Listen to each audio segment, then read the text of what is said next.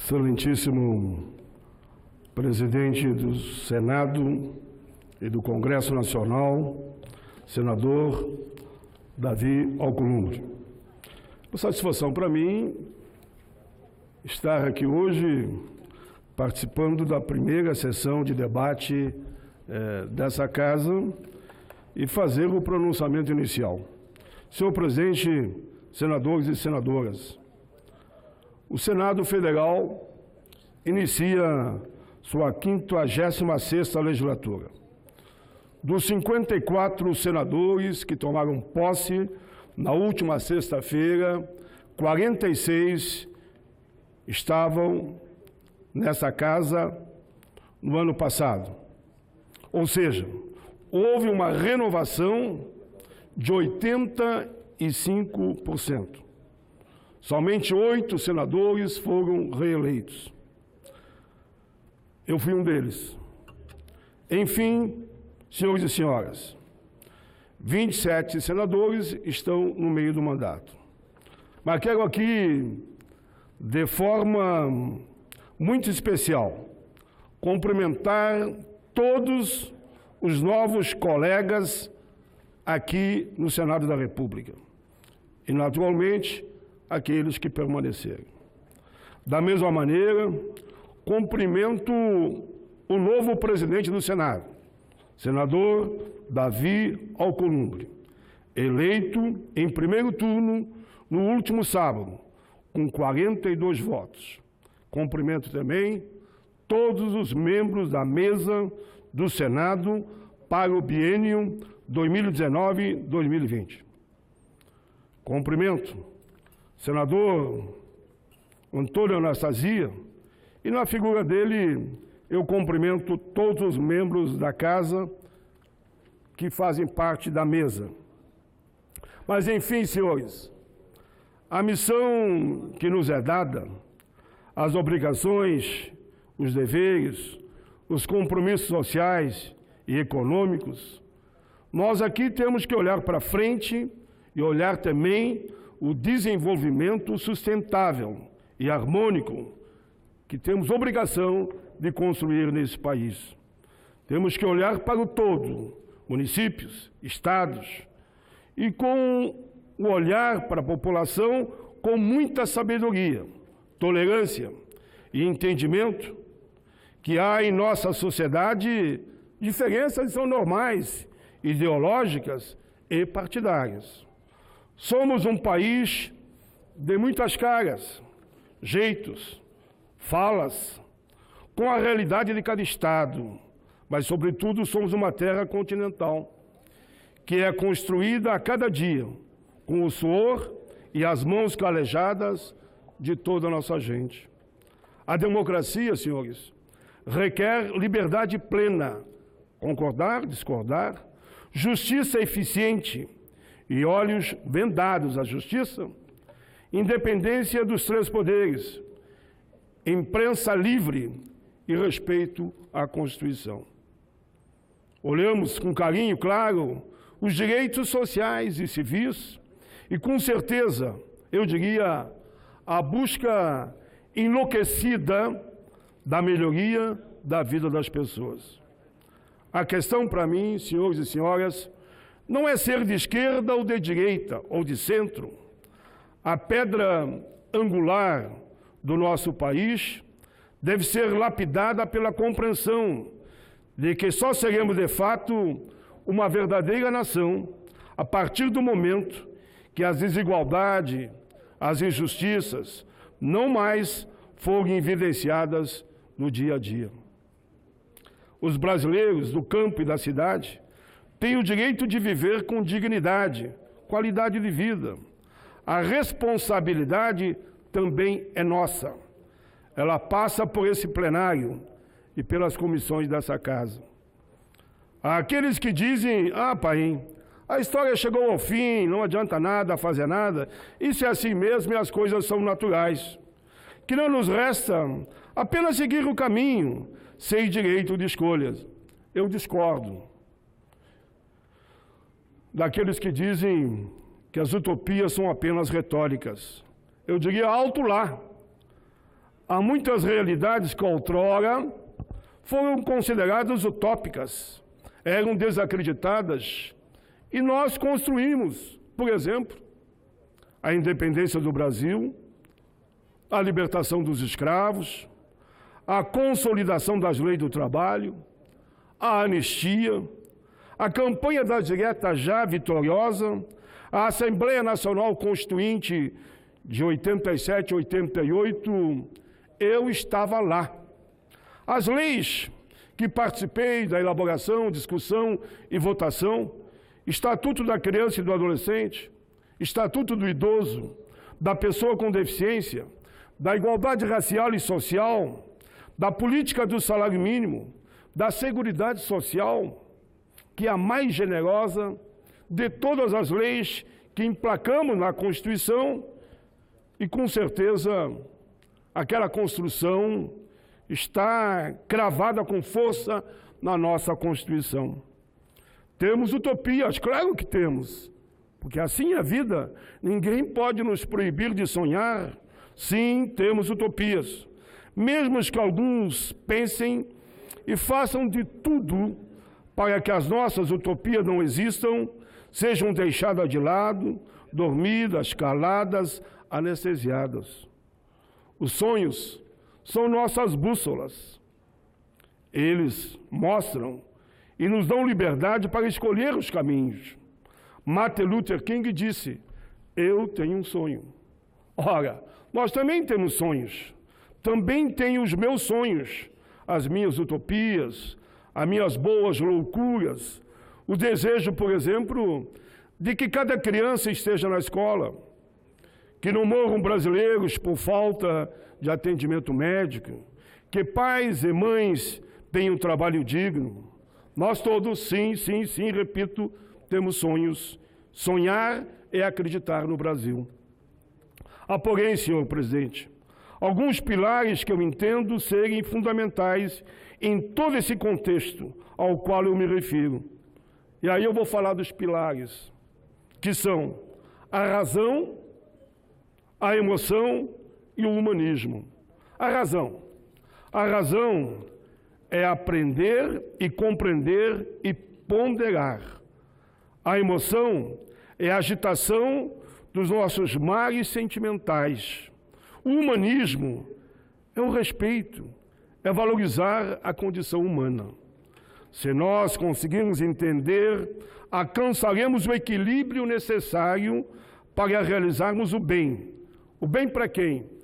O bem para a democracia, o bem social e econômico, o bem para o país, o bem para empregados e empregadores, o bem para todos, o bem para toda a humanidade. Assim vamos assegurar vida digna para os recém-nascidos, crianças, jovens e idosos. Buscamos, portanto, senhores e senhoras, o equilíbrio, não a radicalização nem o maniqueísmo. Buscamos o equilíbrio nas nossas decisões, ações e reações no dia a dia. Na palavra, o equilíbrio na política. Equilíbrio traz a verdade. O contrário oferece a construção de narrativas desarmônicas e muitas vezes enganosas e mentirosas, com, por exemplo, os chamados fake news. Fake news, para mim, nós temos que traduzir para a população, são mentirosos, são homens covardes que se escondem atrás do computador, do celular, para usar o fake news. Nós temos que condenar a mentira, a falta da verdade e os fake news, seja de onde vier. Reafirmo, buscamos o equilíbrio da razão, da emoção e do humanismo para avançarmos no aprimoramento da democracia, da justiça social, no aumento de investimento em saúde e educação, na segurança, no combate a todo tipo de discriminação, de corrupção e buscarmos também a preservação do meio ambiente, na valorização, inclusive, de todo o setor da sociedade, mas olhando a preocupação com o meio ambiente.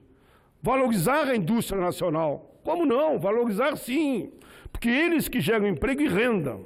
Olharmos para a expansão do mercado interno, para avançarmos numa infraestrutura necessária para aqueles que são os empreendedores. Olhamos o desenvolvimento científico e tecnológico. Temos que olhar bem para a tal de taxa de juros, para que, ao contrário que se escreveu com interesse somente à especulação financeira, a gente estimule, sim, o setor produtivo, que ele é que gera emprego. Senhor presidente, temos saída. O Brasil tem saída. Essa casa, o Senado Federal, claro que ela vai reflexionar, vai refletir, estudar, debater, considerar, esmiuçar, vigiar, examinar, observar, propor. A Previdência Social, como exemplo, a Previdência Social brasileira é o maior distribuidor de renda do mundo. Os governos, todos, sempre insistem na reforma. A questão não é ser contra ou a favor da reforma. Eu discuti todas as reformas e muitas aprovamos, mediamos. Criei a PEC alternativa, que foi um dos caminhos no passado para uma reforma da Previdência. A pergunta que não quer calar, bom, mas qual a reforma? Presidi a CPI da Previdência. Ali mostramos alguns caminhos que essa casa há de debater. Enfim, a CPI provou que nos últimos 32 anos, eu diria mais que 32 anos, trilhões de reais, deixaram de entrar nas contas da Previdência, devido a desvios, sonegação e usando o dinheiro da Previdência para outros fins. A CPI mostrou que a Previdência é superavitária, os brasileiros têm direito a uma aposentadoria digna, a reforma primeira, no nosso entendimento, é de gestão, fiscalização, execução dos grandes devedores da União, fim da DRU, que retirou, desde que ela foi criada, cerca de 1,5 trilhão dos cofres da Seguridade Social e acabar com o saldo de refis. O cara vem aqui, negocia o refis, nós no Congresso aprovamos, ele paga 2 parcelas, dali 2 anos ele renegocia de novo, paga mais 2 e ali na frente ele é anistiado. A CPI provou isso. Me perdoem, mas me perdoem mesmo os que pensam diferente. Mas esse tal de regime de capitalização me preocupa muito, muito. Ele significa o quê, de forma resumida, para quem está me assistindo agora? É uma poupança individual.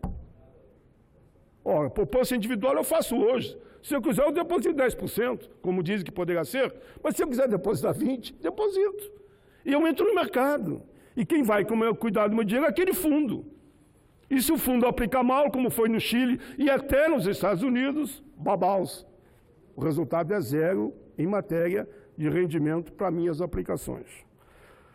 Mas, enfim, conforme aqueles que defendem essa proposta de capitalização, eu quero ser muito tranquilo, porque está no ar isso. Estou nem criticando o governo, não, porque até o momento não chegou nada aqui que eu possa dizer, olha, é aqui, por isso eu discordo. Eu estou discutindo aqui teses. Conforme aqueles que defendem a proposta, olha o que é dito. Olha, não precisará mais ter contribuição de empregado e empregador. Não precisará mais PIS/PASEP, jogos lotéricos, que tudo contribui para a Previdência, contribuição sobre folha de pagamento, que é 20%, e nem quando alguém compra ou vende alguma coisa, uma parte vai pagar a Previdência. Sabe quanto significa isso? 75% da arrecadação da Previdência. A contribuição do empregador é 25%. Pois bem, vamos na tese. Vamos dizer que a Previdência esteja quebrada. Vou pegar esse terra arrasada. Está quebrada mesmo. Mas como é que uma Previdência que esteja quebrada, eu vou retirar 75% da fonte de recurso dela? Daí aí acabou mesmo, né? Daí não vai ter mais Previdência para ninguém e vamos cada um aplica na sua continha lá o que puder e quem não tiver não vai ter nada. O que aconteceu no Chile foi isso. Os 5 países do mundo que adotaram esse sistema de capitalização, dessa forma, todos recuaram, inclusive o Chile. O Chile, eu tenho que dar mão à palmatória, reconhecer o que errou, e o próprio governo do Chile e o seu Congresso estão rediscutindo uma outra proposta. Mas, enfim, senhores e senhoras, vocês estão acompanhando esse nosso pronunciamento aqui na TV Senado. Sabem o que significa se abrirmos mão dessas contribuições. Senhor presidente, fala-se também que a reforma da Previdência e as privatizações são a saída para todos os males do país. Como que daqui para frente não vai ter problema mais em educação, em saúde, em habitação? Eu acho que é um exagero. Digo isso. Como, por exemplo, me disseram que se privatizarem a Petrobras, a Caixa Econômica Federal, o Banco do Brasil, inclusive o meu Banrisul lá no Estado, seria o caminho. E eu vou lembrar aqui só um exemplo. Não é que eu seja contra privatizar, não. Eu acho que tem que ter critérios, de caso a caso, aonde pode-se avançar nessa linha. A Vale do Rio Doce foi privatizada em 1997. Foi entregue à iniciativa privada por 3,3 bilhões. Sabe quanto ela vale hoje? 304 bilhões.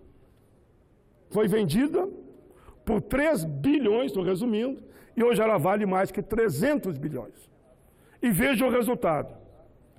De ano passando, os temas que eu vou aprofundar durante a semana que vem, e claro, durante o mês. Temos aí as tragédias de Mariana e Brumadinho, com centenas de mortos, fruto dessa incontrolável ganância daqueles que compraram a Vale. Não são todos. Observem bem, estudos apontam hoje que existem 45 barragens em potencial de rompimento. Quantos mais precisarão morrer para que se entenda que a vida, como eu falei na abertura, é o centro do universo. Senhoras e senhores, vamos avançando. Esse tema tem que ser aprofundado. Sei que outros senadores vão debater com o meio ambiente e terão todo o meu apoio. Caminhamos a passos rápidos também, a outra preocupação minha, para a informalidade total no campo das relações de trabalho, o que significa menos arrecadação para a Previdência e no conjunto da obra, inclusive para o governo, se formos para a informalidade total. É bom lembrar que a reforma trabalhista aprovada no governo Temer não gerou empregos formais, gerou empregos informais. Isso é preocupante, porque quanto menos empregos formais, menos a União arrecada, inclusive a Previdência. Mas vou além. É bom lembrar também que nós não temos mais o Ministério da Previdência. Já vem de outros tempos, mas não temos. Como não temos o Ministério do Trabalho, como não temos o Ministério da Indústria e Comércio. Eu, humildemente, digo, deveríamos ter, sim, o Ministério do Trabalho, da Indústria e Comércio e o da Previdência. A Justiça do Trabalho, falam, não estou dizendo que é o governo, há um movimento que eu sinto para extinguir a Justiça do Trabalho. O que dizermos de uma perspectiva que sinalizam que ali no futuro será só uma relação entre empregado e empregador e pagando só o salário hora. Aí me dizem, não, mas isso, pai, existe nos Estados Unidos. Eu sou obrigado a ponderar que o salário mínimo no Brasil, nos Estados Unidos, não baixa de $1.000. Que significa, então, de R$4.000 no mínimo. E aqui no Brasil, não chega a R$1.000. Então, as diferenças são gritantes. E lembrar também que no Brasil, 80% da população depende exatamente do salário mínimo. Por isso, a ponderação que faço, que aqui o diálogo é fundamental, é preciso muito cuidado com as decisões a serem tomadas, tanto no mercado interno quanto externo, porque isso afeta a vida de milhões de brasileiros, empregados e empregadores. Vou dar um exemplo. A indústria do frango e da carne, por exemplo, depende muito das exportações. São fundamentais para a entrada das divisas e para a geração de emprego e renda. Temos que fortalecer esse setor e não prejudicá-lo.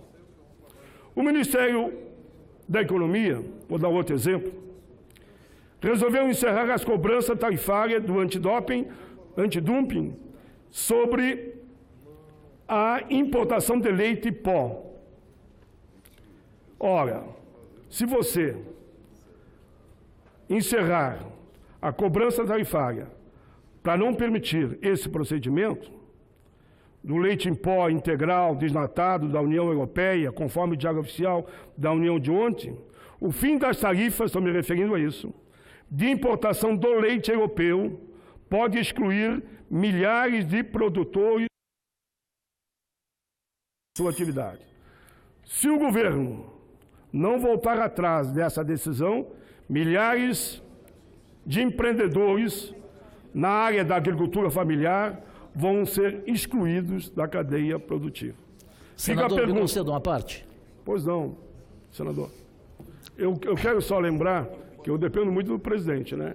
Que o presidente me permita, como é o primeiro dia e é uma sessão de debate, presidente, se Vossa Excelência for um pouco tolerante com todos, a gente pode avançar nesse diálogo, como agora me propõe aqui. Eu só quero, senador Cajuru, ponderar a Vossas Excelências, porque hoje é a primeira sessão, nós temos vários inscritos, e como são 20 minutos... Mas eles não estão aqui, né? Não, já tem alguns aqui. Oi, meu amigo. E a cada vez... Mas não mais. quero conceder mais o tempo suficiente, só para lembrar isso, né, que tem muitos inscritos e tem muita gente que ainda viaja hoje. Muito obrigado. Senador Paulo Paim, eu, Jorge Cajuru, digo rapidamente que era absolutamente previsível a gente ter de Vossa Senhoria aqui hoje mais uma aula de oratória e principalmente de pensamento. Me alinho em tudo que Vossa Senhoria coloca. Quando falou de pilares, eu só pediria, se Vossa Senhoria concordar, que também acrescentasse a imprensa, pois a liberdade de imprensa é o pilar de qualquer democracia. Entendo assim. Já adianto que concordo plenamente com Vossa Excelência. Muito obrigado. E quando Vossa Senhoria coloca a questão da Previdência, eu concordo rigorosamente em tudo. E só acrescento. E o rombo da renúncia fiscal, senador Paulo Paim? Que o senhor sabiamente tem noção de tudo. O tamanho do rombo da renúncia fiscal. Nós não vamos discutir nessa casa? Obrigado, senador, pela parte. Tudo bem, querido senador Jorge Cajuru, por seu aparte, que vem só aprimorar, digamos, a intenção da minha fala aqui na tribuna. E Vossa Excelência sabe, a renúncia fiscal é um dos maiores problemas, né? São bilhões e bilhões de reais que perdemos aí. Mas para concluir, senhor presidente, eu queria, nesse momento, ir para a minha parte final do meu discurso, dizendo que todo cuidado é pouco e olhando sempre para o interesse do conjunto da população. É bom lembrar que a recente pesquisa da Datafolha aponta que somente 11% dos brasileiros acreditam que, se você retirar direito dos trabalhadores e dos aposentados e também mexer com a radicalidade que é comentada, que eu quero não acreditar, nos direitos daqueles que vão se aposentar, que é a Previdência, terão o apoio de somente 11% da população. A maior parte dos entrevistados acredita que os políticos e os bancos, segundo aqui a pesquisa Datafolha, é que serão beneficiados se isso acontecer. O que estou falando, senhor presidente, não é contra esse ou aquele governo, nem esse ou aquele parlamentar de situação ou oposição. É apenas uma reflexão. Eu quero ir para finalmente, senhor presidente, e vou tentar ir para a última página minha. Eu quero, senhor presidente, que o mercado não veja só os números. Nós queremos enxergar as pessoas, os homens, as mulheres, as crianças, idosos. Nós enxergamos os seres humanos, as águas, as florestas, os campos, a fauna, a flora. É preciso que o grito da nossa nação seja ouvido por todos e todas, que se faça justiça aos filhos da dor. Para finalizar, quero dizer que a disputa eleitoral, senhor presidente, teve o seu tempo, eu sou daqueles que reconheço quem ganhou e quem perdeu. Agora vamos todos juntos trabalhar para construir um grande projeto de nação. Os fake news, eu quero mais uma vez pedir àqueles que covardemente se escondem atrás de fake news, saiam do ar. Não dá mais para ficarem agredindo pessoas, seja de centro, esquerda ou direita, com a mentira. Eu quero só a verdade. Só a verdade. Senhor presidente, deixo claro aqui que sou favorável, como já apresentei, 2 PEC nesse sentido, ao voto aberto em todas as votações do Congresso Nacional. Por isso que abri o meu voto aqui.